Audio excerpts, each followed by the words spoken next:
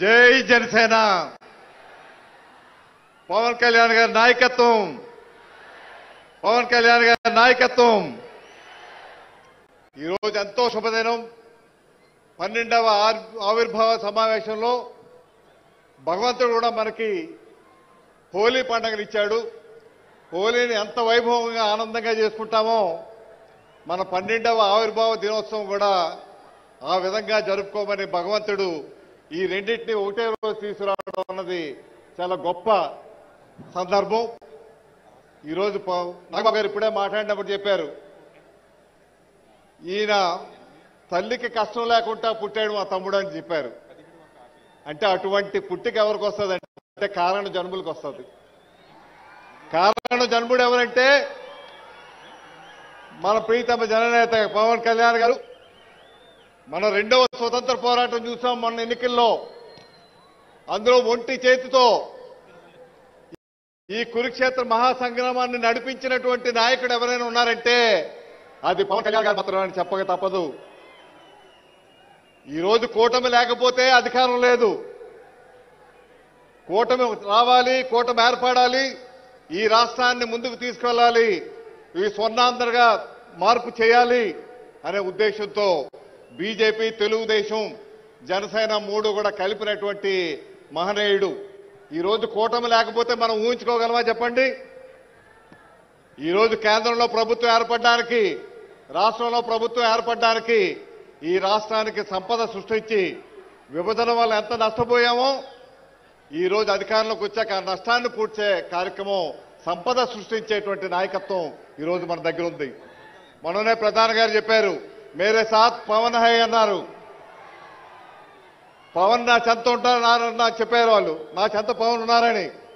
ఈ ఆంధ్ర రాష్ట్ర ప్రజలంతా ఈ పవన్ చెంత ఉన్నారనేసి మరొక్కసారి తెలియపరుస్తూ, ఈ సమకాల రాజకీయాల్లో స్వార్థం లేకుండా రాజకీయాలు చేసే వ్యక్తుల్ని ఈ మధ్యకాలం ఎక్కడా చూడటం లేదు. నేను మొదట ఎంతవరకు వెళ్తాదని అందరూ అనుమానాలు ఉంటే మాకు కూడా అనుమానం ఉండేది. కానీ ఆ అనుమానాన్ని పటాపంచలు చేసి ఈయన పట్టుదలతో నిస్వార్థంగా, నిజంగా ఈ 11 సంవత్సరాలు ఆయన రాజకీయం లేకుండా సినిమాల్లో ఉండుంటే ఈయన ఎన్ని ఆస్కార్ అవార్డులు తీసుకెళ్లారో, ఎన్ని వేల కోట్లు సంపాదించి ఉండేవారో తెలుసు మనకి. కానీ అవన్నీ కూడా వదిలిపెట్టి నిస్వార్థంగా, స్వార్థ ప్రయోజనాలు లేకుండా, స్వప్రయోజనం లేకుండా రాష్ట్రం బాగుండాలి, రాష్ట్రం అభివృద్ధి చెందాలి, నా రాష్ట్ర ప్రజలు ముందుకు వెళ్ళాలి, యువతకు అందరికీ ఉద్యోగాలు రావాలి, వారికి మార్గాలు చూపించాలి, పరిశ్రమలు తీసుకురావాలి, రైతన్నలను ఆదుకోవాలి, ఈ అక్క చెల్లెలను ఆదుకోవాలనేటువంటి ఏకైక సంకల్పంతో 11 సంవత్సరాలు నిర్విరామంగా పోరాటం చేసినటువంటి నాయకుడు మనతో ఉన్నాడు. మన నాయకుడితో ఉన్నామనుకోవడానికి గర్వంగా ఈరోజు చెప్పగలుగుతున్నాం. ఒకసారి ఎన్నికల ముందు వారితో మాట్లాడినప్పుడు చెప్పాం, మన స్టీల్ ప్లాంట్ కానీ, పోలవరం కానీ, ఉత్తరాంధ్ర సుజల శ్రవంత కానీ, ఇటువంటి సమస్యలు ఎన్నో ఉన్నాయి. రైల్వే బోర్డు, ఈ సమస్యలు మనం పరిష్కారం చేయగలుగుతామంటే నేనున్నాను, నా ఎజెండా అదే, మీరు భయపడక్కర్లేదు, తప్పనిసరిగా ఇవన్నీ చేసి తీరుతామని. 8 నెలలు పూర్తి కాకుండానే విశాఖ స్టీల్ ప్లాంట్ ప్రైవేటీకరణ అవుతుందనేటువంటి సందర్భంలో కేవలం అది పవన్ గారి వల్ల మాత్రమే సాధ్యమైందని చెప్పక తప్పదు. ఈరోజు చాలా మందికి అనుమానం వస్తుంది, ఈరోజు ఎందువల్ల ప్రధానమంత్రి గారు చేయాలి రాష్ట్రానికి. నాకు తెలిసి పవన్ కళ్యాణ్ గారు ఏమీ కూడా ఆశించలేదు. కేంద్రంలో చాలా మంది మంత్రి పదవులు కావాలంటారు, రాష్ట్రంలో ఇన్ని సీట్లు కావాలంటారు, ఇన్ని ఎంపీలు కావాలంటారు, ఇన్ని మంత్రి పదవులు కావాలంటారు. వాస్తవానికి వారికి చాలా పెద్ద పెద్ద ఆఫర్లు వచ్చాయి. పెద్ద పెద్ద నాయకులు ఈ రకంగా చేస్తే మేము ముఖ్యమంత్రి చేస్తాం, డిప్యూటీ సీఎం చేస్తామని అవన్నీ కూడా పక్కకు పెట్టారు. నాకు పదవి ముఖ్యం కాదు అన్నారు. ఏ నాయకుడికి ఆ ధైర్యం ఉందో చెప్పండి? ఇప్పుడు నాకు తెలిసినటువంటి నాయకత్వంలో ఒక్క పవన్ కళ్యాణ్ గారే ధైర్యంగా నాకు పదవి అక్కర్లేదు, నాకు రాజకీయం అక్కర్లేదు, ప్రజల క్షేమమే ముఖ్యం అని చెప్పి రాజకీయాలకు అతీతంగా ఈరోజు కార్యక్రమాలు చేస్తా ఉన్నారు.